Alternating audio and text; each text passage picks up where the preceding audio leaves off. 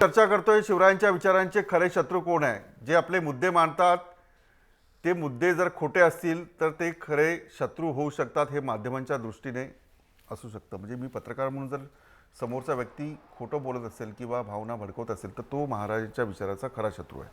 तो शोध घेण्याचा प्रयत्न मी करतोय. दोन्ही बाजूची मंडळी विचारवंत माझ्यासोबत आहे. श्रीमंत कोकाटे बोला. मिलिंद एकबोटे जे सांगत होते ते अत्यंत धादांत खोटं आहे. संभाजीराजांनी जो बुद्धभूषण ग्रंथ लिहिलेला आहे तो मूळ ग्रंथ आज उपलब्ध नाही. तो 1926 साली भांडारकर संस्थेने प्रकाशित केला आणि मूळ ग्रंथ नष्ट करून टाकला असं जागतिक कीर्तीचे विद्वान कॉम्रेड शरद पाटील म्हणतात. आणि एकबोटे जे काय सांगतात ना शिवाजीराजांच्या संदर्भामध्ये ते त्यांची चूक नाही. त्यांनी फक्त बम पुरंदरेचंच पुस्तक वाचलेलं आहे. पुरंदरे सोडून त्यांनी काही वाचलेलं नाही. खूप संशोधन झाले आणि ते 25 वर्षाच्या पूर्वीचं जीवन जगत आहेत. अजून शिवचरित्रावरती खूप संशोधन झाले. शिवाजी महाराजांवरती वासी बेंद्रे, कृष्णाजी अर्जुन केळुस्कर, त्रिशेष शेजवलकर, कॉम्रेड शरद पाटील पुस्तकं किंवा मोजके जे लेख आहेत जो इतिहास पुरंदरेच्या कथेचा प्रभाव यांच्यावरती आहे.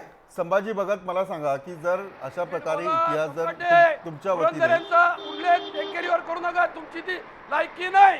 ते 91 वर्षाचे ग्रस्त आहेत. अहो तुम्ही जरा खरं वाचायला शिका. जरा खरं बोलायला आणि खरं वाचायला शिका. खरं अहो शिवाजी महाराजांची सगळी चरित्र वाचली आहेत.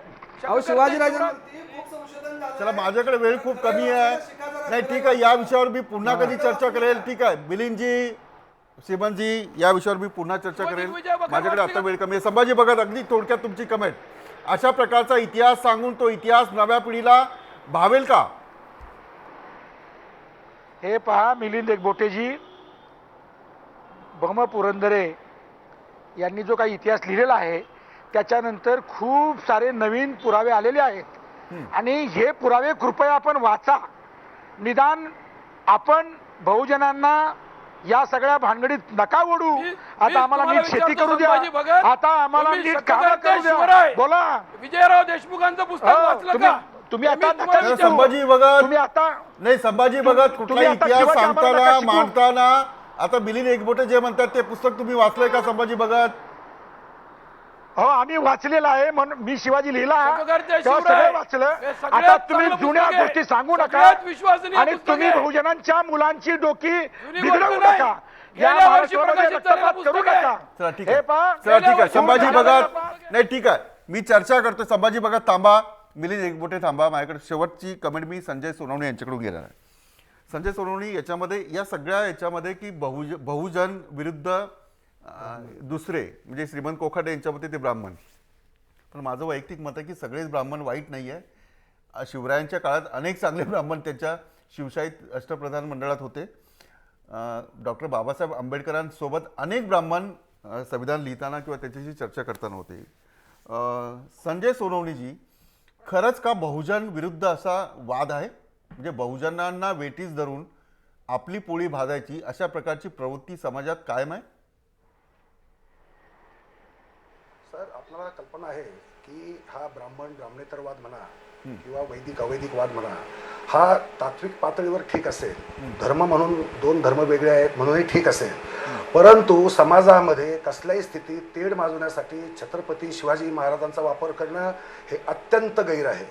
कारण रामचंद्र भक्त अमात्यांसारखे अत्यंत निष्ठावंत आणि कर्तबगार मंत्री त्यांच्या सोबत होते.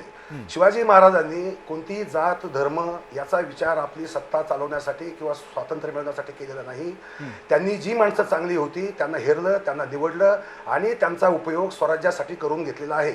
त्याच्यामध्ये शिवरायांच्या काळामध्ये किल्लेदार, अगदी किल्लेदार सुद्धा तत्कालीन महार समाजाचे सुद्धा लोक किल्लेदार असायचे हे वास्तव आहे.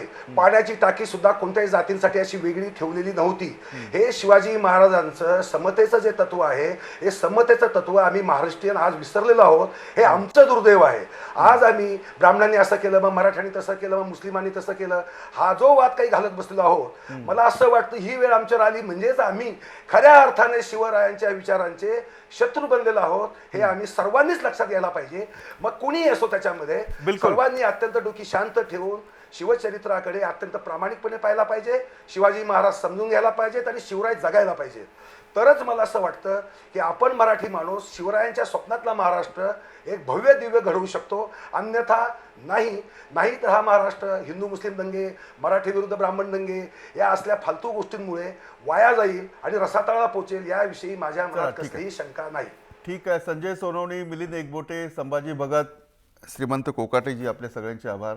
आपण या कार्यक्रमात सहभागी झालात. प्रत्येकाने आपला मुद्दा मांडलेला आहे. शिवरायांचे जे विचार आहेत ते या महाराष्ट्राला म्हणजे 300 वर्षानंतरही शिवाजीचं नाव घेतलं की कुठलाही मराठी माणूस कुठल्याही धर्माचा असो, कुठल्याही जातीचा असो, त्याला स्फुरण आल्याशिवाय, त्याला उत्साह आल्याशिवाय, त्याला स्फूर्ती आल्याशिवाय राहत नाही. आणि म्हणूनच नव्या पिढीला शिवाजी महाराजांचे विचार नेमके काय होते हे जाणून घ्यायचं होतं. माध्यम म्हणून माझा प्रयत्न हा आहे की नेमके शिवाजी महाराजांचे विचार काय आहेत आणि त्यांच्या विचारावर काय राजकारण होतं आहे हे याचा वेध घेण्याचा मी प्रयत्न केला. तुम्ही ठरवायचं कोण खरं कोण खोटं. मी कार्यक्रम इथेच थांबवतो. आपण पाहत राहा. जय महाराष्ट्र.